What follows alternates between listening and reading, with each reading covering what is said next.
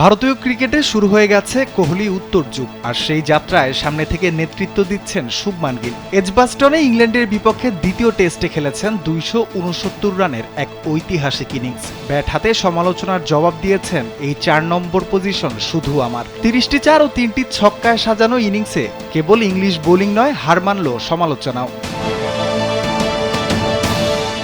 এই ইনিংসে ভারতের টেস্ট ইতিহাসে অধিনায়ক হিসেবে সর্বোচ্চ ব্যক্তিগত রান করেছেন শুভমান। সেনা কন্ডিশনে প্রথম এশিয়ান অধিনায়ক হিসেবে করলেন ডাবল সেঞ্চুরি।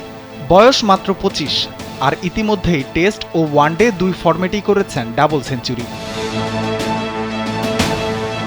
এটা শুধু একটা ইনিংস নয়, এটা এক প্রত্যাবর্তনের গল্প। যেমন গাভাস্কারের পর ব্যাটন গিয়েছিল সচিনের হাতে, আর সচিনের ৪ নম্বর জায়গা পেয়েছিল কোহলি, এখন তা গিলের কবজায়।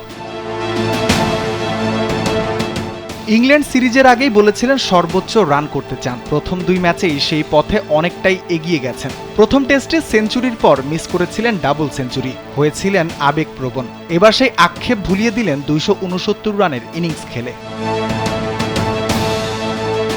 স্ট্যান্ডিং ওভেশন পেয়েছেন, ভক্তদের মন জিতেছেন, আর প্রমাণ করে দিয়েছেন ভারতের টেস্ট ক্রিকেট শক্ত হাতেই রয়েছে। কোহলির পর টিম ইন্ডিয়ার ভবিষ্যৎ যে নিরাপদ, তা শুভমান গিল প্রমাণ করলেন এই ইনিংস দিয়ে। রাফিউল ইসলাম রাতুল, কালবেলা।